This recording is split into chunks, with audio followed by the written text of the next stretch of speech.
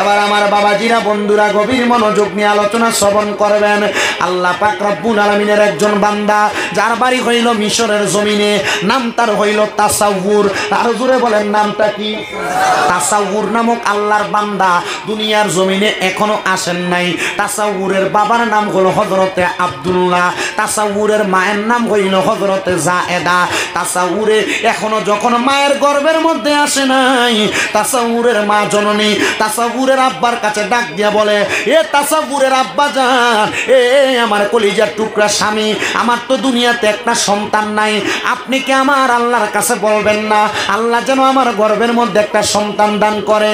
ওই স্বামী আব্দুল্লাহ ডাক দিয়া কয়, হে আমার স্ত্রী জায়েদা, তোমার গর্ভের মধ্যে কোনো সন্তান নাই, তুমি কেন একটা সন্তানের জন্য কান্না করো?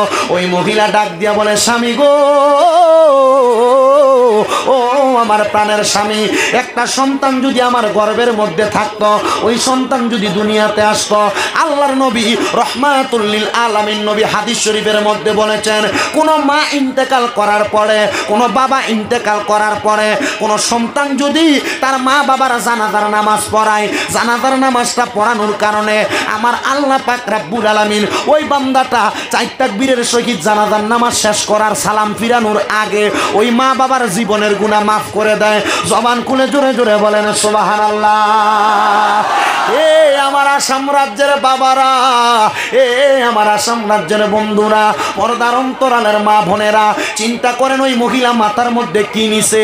একটা সন্তান যদি আলেমে দিন হয়, একটা সন্তান যদি এলমে দিন অর্জনকারী হয়, একটা সন্তান যদি মাওলানা হয়, একটা সন্তানকে যদি মিয়া সাহেব আপনি বানান, ওই সন্তান জানাজার নামাজ পড়াইলে আল্লাহ তার মা বাবারে কবরে রাখার আগে জীবনের গুনাহগুলা মাফ করে দিবে। এবার ওই স্বামী হযরতে আব্দুল্লাহ ডাক দিয়া বলে, স্ত্রী গো, তোমার গর্ভের মধ্যে সন্তান হয় না, এটা তো আমার কোনো কিছু করার নাই, তুমি আল্লাহর কাছে একটা সন্তান কামনা করো। আপনারা বলেন বাবারা, আমার আল্লাহর কাছে সন্তান কামনা করলে আমার আল্লাহ সন্তান দিতে পারে কি পারে না? জোরে বলেন না, পারে কি পারে না? এবার ওই স্ত্রী বলে, স্বামী, হ্যাঁ আমার আল্লাহ পারে, কিন্তু আমি কেমনে চাইবো? আল্লাহকে তো আমি ভালো করে ডাকতেও জানি না। ও মুসলমান, আল্লাহকে আল্লাহ বলে ডাকেন, আবার হারামও খান, আল্লাহকে আল্লাহ বলে ডাকেন, সুদও খান, আল্লাহকে আল্লাহ বলে ডাকেন, আবার ঘুষও খান, আল্লাহকে আল্লাহ বলে ডাকেন, মানুষের সম্পদ দখল করে খান, আল্লাহকে আল্লাহ বলে ডাকেন, মানুষের টাকা মেরে খান, আল্লাহকে আল্লাহ বলে ডাকেন, আবার মিথ্যা কথা বলেন। আপনারা বলেন মিথ্যাবাদী, সুদখোর, হারামখোর, পরের সম্পদ খাওয়েন না, ওই মানুষটার দোয়াকে আল্লাহ কোনোদিন কবুল করে না? না না, আমার আল্লাহ ওই মানুষগুলার দোয়া কবুল করে না। মুসলমান ইমানদারের দলেরা, ও নবীর উম্মতের দলেরা, এবার ওই মহিলা বলে, ও আল্লাহ গো, আপনারা তো আমরা কত টাকা ডাকলাম, কিন্তু আমার গর্ভের মধ্যে আপনি একটা সন্তান দান করলেন না। বলে, কেমনে ডাকলে আমার আল্লাহ সন্তান দিব? এবার একজন ইমাম সাহেবের কাছে, একজন বড় হুজুরের কাছে, একজন বড় মুকাল্লিদের কাছে প্রশ্ন করলেন, এ হুজুর গো, আমি তো আল্লাহকে কত টাকা ডাকলাম, আল্লাহ আমার একটা সন্তান দান করে না, আজকে 20 বছর আমার গর্ভের মধ্যে কোনো সন্তান নাই। বলে, তাইলে তুমি আল্লাহকে আরেকটা মাধ্যমে ডাকো। বলে, কিভাবে? ইবাদতের মাধ্যমে। 5 ওয়াক্ত নামাজ, ফজর, যোহর, আসর, মাগরিব, এশা, এই ইবাদত ছাড়া আরেকটা ইবাদত আছে।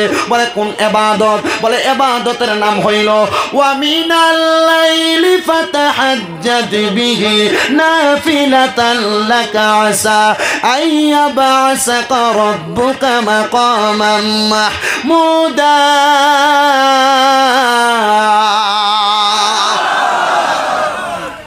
বলেন ঘোষণা কার?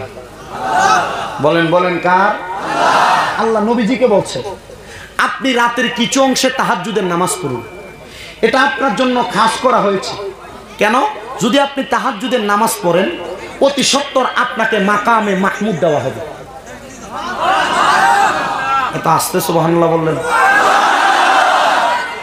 অধিক পরিমাণ তাফসিরের মধ্যে, তাফসিরে নূরুল ইরফান, খাজাইনুল ইরফান, ওইটার ভিতরে সুন্দর করে এটার ভঙ্গানুবাদের পরে লিখে দিচ্ছেন, এই আয়াত যখন নবীদের উপরে নাজিল হয়েছে, নবীজি চোখের মোবারকের পানি ছেড়ে দিয়েছেন আর কান্না করে বলছেন, আল্লাহ, এই আয়াত আমার উপর নাজিল করে বলছেন, আমি যদি তাহাজ্জুদ পড়ি আমাকে মাকামে মাহমুদ দিবেন। ও আল্লাহ, আমার উম্মত যদি তাহাজ্জুদের নামাজ পড়ে আপনি আমার উম্মতকে কি দিবেন? নবীজি বলছেন, আল্লাহ আমি নবীকে হাদিসে কুদসির মাধ্যমে জানিয়ে দিয়েছে, আমার কোনো উম্মত যদি হারাম না খায়, পরের সম্পদ না খায়, তাহাজ্জুদ নামাজ পড়ে আল্লাহর কাছে যেই দোয়া করবে আল্লাহ ওই দোয়া কবুল করবে। আরো জোরে বলেন না সুবহানাল্লাহ। এখন অনেকে কইতে পারবেন যে বলে হুজুর আমরা তো 5 ওয়াক্ত নামাজই পড়ি না, তাহাজ্জুদ করব কোন সময়? বাবা, এই তাহাজ্জুদ নামাজটা কত বড় ইবাদত। এই তাহাজ্জুদ নামাজ পড়লে আল্লাহ বান্দার দোয়া কত তাড়াতাড়ি কবুল করে, এটা একজন আলেমকে জিজ্ঞাসা করবেন, সরাসরি বলে দিবে কিভাবে আল্লাহ কবুল করেছেন। মনোযোগের সাথে শোনেন। তবে তাহাজ্জুদ নামাজ পড়তে হয় ফজরের নামাজের পূর্ব মুহূর্তে, যখন একবারে দুনিয়ার সব মানুষ ঘুমায়, ওই মানুষটা একজনকে তালাশ করে। জোরে বলেন কে কে কে? এই আল্লাহকে নীরলে নীরলে গোপনে গোপনে তালাশ করলে ওই আল্লাহ বান্দার মনের আশা পূরণ করতে পারে কি পারে না? কথা বলেন না, পারে কি পারে না? জোরে বলেন পারে কি পারে না? ওই মহিলা ওই হুজুরের কথা শুনেন গভীর রাত্রবেলা আল্লাহর দরবারে কান্না করে, আল্লাহ গো, ও আল্লাহ গো, আমি তাহাজ্জুদের নামাজ পড়ে আপনার কাছে কান্না করি, আপনি আমাকে একটা নেককার সন্তান দান করেন। একদিন, 2 দিন, 3 দিন যাইতে যাইতে যখন 1 মাস 2 মাস অতিবাহিত হয়ে যায়, ওই মহিলার গর্ভে একজন সন্তান আগমন করেছে। ওই মহিলা জায়েদা নামক মহিলা তার স্বামী আব্দুল্লাহকে বলতেছে, হে আমার স্বামী, আমার গর্ভের মধ্যে যে সন্তান আগমন করেছে, আমি এই সন্তানটাকে একটা তলেবুল এলেম বানাইতে চাই, একজন আলেম বানাইতে চাই। হে স্ত্রী, কেন তুমি আলেম বানাইবা? বলে, স্বামী আমার ইন্তেকালের পরে, আমার মারা যাওয়ার পরে আমার শেষ বিদায়টা আমার সন্তান আমার জানাজার নামাজের মাধ্যমে দিবে। এই মহিলা এবার 10 মাস 10 দিন পরে তার সন্তান দুনিয়াতে জন্মগ্রহণ করেছে। জন্মগ্রহণ করার পরে ওই মহিলার সন্তানটা 1 দিন 2 দিন করে 3 বছর বয়স হয়ে গেছে। মহিলাটার স্বামী যখন ইন্তেকাল করলেন, মহিলাটা কান্না করতেছেন আর আল্লাহর কাছে বলেন, আল্লাহ গো, আমার স্বামীটা ইন্তেকাল করেছে, কিন্তু আমার সন্তানের বয়স মাত্র 3 থেকে 3.5 বছর। আমার সন্তান তো আমার স্বামীর জানাজা পড়াইতে পারে নাই। আমার স্বামীটা জান্নাতে গেছে না জাহান্নামে গেছে, আমি মা জননী দুনিয়াতে জানি না। এবার 1 দিন 2 দিন 3 দিন করে সন্তানের বয়স যখন মাত্র 6-7 বছরে হইল, ওই সন্তানটাকে আল্লাহর কোরআন মুখস্থ করানো হইল, মানে পবিত্র কোরআনের হাফেজ হয়ে গেছে। ওই সন্তান কোরআনের হাফেজ হইয়া তার মা জননীর কাছে এসে ডাক দিয়ে বলে, ও মা, মা গো, আমি তো আল্লাহর কোরআন মুখস্থ করেছি। আমি আল্লাহর কোরআন মুখস্থ করার সাথে সাথে আমার অনেক সহকারীরা, আমার বন্ধুরা আল্লাহর কোরআন পড়েছে। তারা কোরআন মুখস্থ করার পরে মাদ্রাসার মধ্যে তাদের মাথায় একটা দস্তারবন্দি পাগড়ি দেওয়া হয়েছে। তারা তাদের মাথার পাগড়িটা খুলে তাদের বাবার মাথার মধ্যে পরিয়ে দিয়েছে। মা গো, মা, ও মা গো, আমার আব্বা জান ইন্তেকাল করেছে, আমি আমার পাগড়িটা কার মাথার মধ্যে পরাইয়া দিব? ওই মাটা সন্তানকে বুকের মধ্যে ধরাইয়া ধরাইয়া কান্না করে আর ডাক দিয়া কই, এ কলিজার টুকরা সন্তান, এ সন্তান তুমি কান্না করো কেন?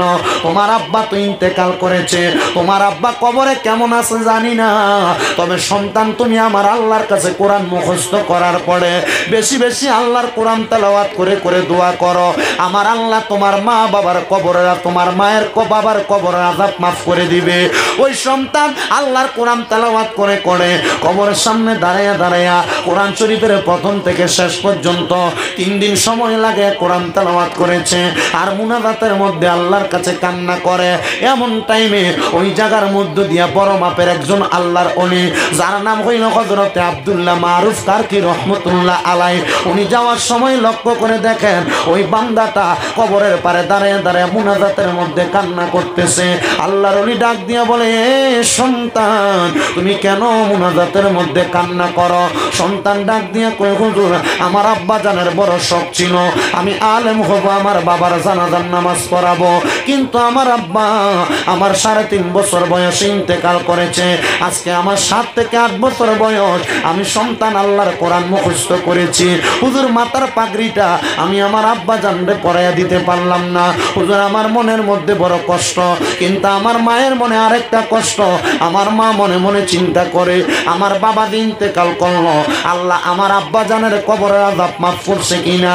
ওই হুজুর ডাক দিয়া কয়, বাবা আব্বা কবরের মধ্যে জান্নাতে আছে না জাহান্নামে আছে এইটা তো তোমার মা তোমারে দেখাইতে পারবে না, তোমার আব্বা তোমারে দেখাইতে পারবে না। আমার সাথে চলো, উনি কোনো সাধারণ মানুষ না, উনি একজন হক্কানি আল্লাহর ওলি। কি কি কি হক্কানি আল্লাহর ওলি। হক্কানি আল্লাহর ওলিরা চাইলে অনেক কিছু দেখাইতে পারে কি পারে না? ওরে দূরে বলেন না, পারে কি পারে না? ওরে ৩৬ বছরে কেহ পায় না করি কানা, আবার ৬ মাসেরও কালের দয়াল পাই যে ১৬ আনার দয়াল পাই যে ১৬ আনা। তুমি যারে ইচ্ছা তারে দিয়া বসাও তৌহিদের মেলা, যারে ইচ্ছা তারে দিয়া বসাও তৌহিদের মেলা। কেউ বুঝিতে পারে না রে পীর মুর্শিদের খেলা, হায়রে ওলি আল্লাহর খেলা। কেউ বুঝিতে পারে না রে ওলি আল্লাহর খেলা, হায়রে পীর মুর্শিদের খেলা। আল্লাহর ওলির ক্ষমতা সাধারণ চোখ দিয়া বোঝা যায়, সাধারণ দিল দিয়া বোঝা যায়। এজন্য আল্লাহর ওলিদের সামনে বেয়াদবি করতে খুব সাবধান। আমি দেখেছি যখন আমি আসলাম টানটুর সাহেব কেবলা আব্দুল বাসির চৌধুরী হুজুরের সামনে আপনারা কত সরগমভাবে কথা বলেছেন। আমাকে দেখছেন কথা বলতে, আমি আমার ওনাকে চেয়ারে আমি সাইডে বসতে দিই নাই। কেন জানেন? কারণ ওনারা আল্লাহর ওলির বংশধর, আল্লাহর ওলির সাহেবজাদা, ওনাদের সম্মান আছে, ওনাদের তাজিম আছে। এজন্য ওনাদেরকে বেশি বেশি সম্মান করার কথা বলেছেন স্বয়ং আমার আল্লাহ, ওনাদেরকে সম্মান করার কথা বলেছেন আমার রসুল। আল্লাহর ওলি যারা, ওলামায়ে কেরাম যারা, তাদেরকে সম্মান করা লাগবে। আর যদি সম্মান না করেন, আল্লাহ নিজের ঘোষণা, মান আদালি ওয়ালিয়ান ফাকাদ আযানতুহু বিল হারব। যারা আল্লাহর ওলিদের সাথে বেয়াদবি করে অথবা আল্লাহর ওলিদের সাথে কোনো দিক বিবেচনা না করে উল্টাপাল্টা কাজ করে, আল্লাহ তাদের সঙ্গে যুদ্ধের ঘোষণা দেয়। আচ্ছা বলেন, আল্লাহর সঙ্গে যুদ্ধ করার ক্ষমতা আমাদের আছে? আছে? এজন্য আল্লাহর কোন ওলির সাথে বেয়াদবি করা যাবে? ছেলে বাবার কবরের সামনে ৩ দিন কান্না করছেন, বলেন কয়দিন? আর আজকের পোলাপান মা বাবা মারা যাওয়ার পর ৪ দিন ৪০ দিন যাওয়ার পর বছর পরে একবার মা বাবার কবরের সামনে যায় না। বলেন আছে না নাই? এমন হয় কি হয় না? আল্লাহ আমাদেরকে বোঝার তৌফিক দান করুন। গভীর মনোযোগ দেন, অন্তরের কান লাগে শুনবা। ওই সন্তানকে যখন আল্লাহর ওলি তার সাথে নিয়ে যায়, সন্তান বলে, হুজুর কেন আপনি আমাকে আপনার সাথে নেন? হুজুর ওই সন্তানটাকে ওনার খানকার মধ্যে নিয়ে ডাক দিয়ে কয়, বাবা এটা হলো আমার একটা ইবাদতখানা, এই ইবাদতখানার মধ্যে তুমি প্রবেশ করো। বলে, হুজুর ইবাদতখানার মধ্যে আপনি কি করেন? আল্লাহর ওলি বলে, আমি মুরাকাবা করি। হুজুর মুরাকাবা কি? আমি তো জানি না। এখানে যারা তরিকতপন্থী আলেম ওলামা আছে ওনারা জানে মুরাকাবা কাহাকে বলে। মুরাকাবা হইল আল্লাহর ইবাদত করার পরে নফল ইবাদত করিয়া আমার আল্লাহর কাছে চক্ষু বন্ধ করে ভবিষ্যতের এবং নিজের প্রাপ্ত কোনো বিষয়ে আল্লাহর কাছে চাহিদা প্রকাশ করা অথবা জানার চেষ্টা করা, এটার নাম হইল মুরাকাবা। বলেন এটার নাম কি কাবা? মুরাকাবা। মুসলমান রে হো আমার চীনা নালের বাবারা, আশেপাশে এলাকার যুবক ভাইয়েরা, মুরব্বী বাবাজিরা, ওই আল্লাহর বান্দাটা এবার আল্লাহর ওলির সামনে রাইখা আল্লাহর ওলির সঙ্গে নামাজ আদায় করতেছে। লক্ষ্য করে দেখা যায় আল্লাহর ওলি সকাল রাত্র শুরুর ভাগ থেকে রাত্রের শেষ রাত পর্যন্ত আল্লাহর ওলি দাঁড়ায় দাঁড়ায় নামাজ আদায় করতেছে। এমন ভাবে নামাজ আদায় করে মাত্র 2 রাকাত নামাজ দিয়ে আল্লাহর ওলি সারা রাত্র শেষ করে ফেলেছে। জোরে জোরে বলেন সুবহানাল্লাহ। 2 রাকাত নামাজ দিয়া সারা রাত্র শেষ করে ফেলেছে। কিন্তু আপনি আমি আমরা যারা মসজিদের মধ্যে যাই, আমরা মসজিদের মধ্যে গেলে মুরগি যেমন ভাবে ঠোকর দিয়ে দিয়ে আদার খায়, আমরা ঠিক এমন ভাবে রুকু সাজদা করে তাড়াতাড়ি বাড়িতে চলে আসি। কথা বলেন না ঠিক না বেটি? না না না, আল্লাহর ইবাদত করা লাগবে মনোযোগের সাথে। তাড়াহুড়া করে মসজিদে যাওয়া যাবে না, তাড়াহুড়া করে মসজিদের মধ্যে যদিও যান বের হওয়া যাবে না, তাড়াহুড়া করে মসজিদের মধ্যে যাইয়া অজু করা যাবে না। অজু করবেন আস্তে ধীরে, কারণ অজু হইল নামাজের চাবি, নামাজ হইল বেহেশতের চাবি। অজু যদি না হয় নামাজ হবে না, নামাজ যদি না হয় বেহেশত পাবেন না। কথা বলেন, কথা বলে না, ঠিক না ঠিক? এজন্য বাবাজিরা বন্ধুরা, অজুও করবেন সুন্দর করে, নামাজও পড়বেন সুন্দর করে, তাড়াহুড়া করবেন না, অজু নামাজ সুন্দরভাবে সফলভাবে করবেন। আমার মুসলমান ইমানদারের দল, আল্লাহর বান্দা যখন সারা রাত্র অতিবাহিত করলেন, সারা রাত্র নামাজ আদায় করলেন, আল্লাহর অলিটা নামাজের সালামটা ফিরাইয়া লক্ষ্য করে দেখলেন তার পাশে ওই ছেলেটা ঘুমায় আছে। হুজুর ডাক দিয়ে কয়, বাবা ও আব্বা যান, আপনি যে আমার সাথে নামাজ পড়লেন না, আপনি যে ঘুমিয়ে গেলেন। ওই ছেলে কয়, হুজুর আমি দেখলাম আপনি প্রথম রাকাত থেকে দ্বিতীয় রাকাতে যাওয়ার আগে অনেকক্ষণ পর্যন্ত নামাজে কেরাত করতেছেন, আপনি নামাজ শেষ করতেছেন না। বলে এমনি কি আল্লাহ পাওয়া যায়? আল্লাহকে পাওয়ার জন্য কষ্ট করা লাগে। আপনি মনে করছেন আল্লাহ আল্লাহ ডাকলে মনে হয় আল্লাহরে পাওয়া যাইবেন? না মুসলমান, আল্লাহকে পাওয়ার জন্য কষ্ট করা লাগে, আল্লাহকে পাওয়ার জন্য রিয়াজত করা লাগে, আল্লাহকে পাওয়ার জন্য ইবাদত করা লাগে। এই জন্য বেশি বেশি ইবাদত করবেন। দুনিয়ার জমিনের মধ্যে আল্লাহকে ভুলে থাকবেন না, আল্লাহর পথ থেকে দূরে যাইবেন না, কারণ আল্লাহ নিজে ঘোষণা করেছে, ওয়ালা তাকুনু কাল্লাযিনা নাসুল্লাহা ফাআনসাহুম আনফুসাহুম।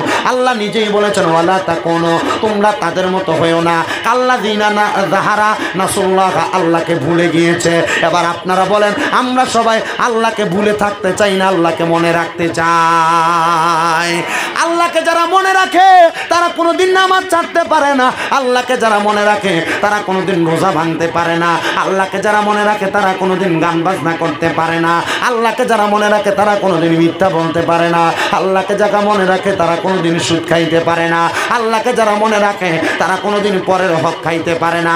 আর যদি খায়, আর যদি এগুলা করে, আপনারা মনে করবেন তার ভিতরে আল্লাহর ডর নাই। আল্লাহর ডর যার ভিতরে আছে ওই ব্যক্তি সুন্দর এবং সহজভাবে চলে। কথা বলেন না ঠিক না বেটে?